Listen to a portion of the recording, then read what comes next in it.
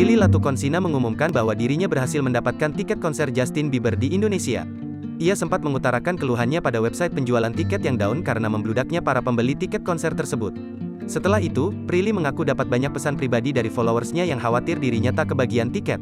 "Aku punya followers tuh sweet banget sih, aku nerima banyak DM kekhawatiran kalian aku dapat tiket, Justin Bieber, atau enggak," ucap Prilly Latukonsina dikutip tribunnews.com, Rabu, tanggal 30 Maret tahun 2022.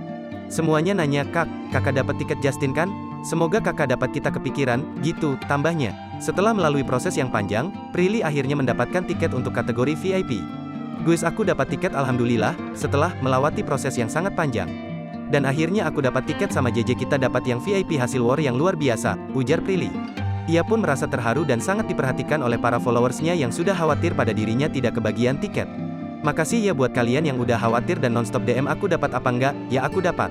So buat kalian yang juga akan nonton, see you di sana," terang Prilly.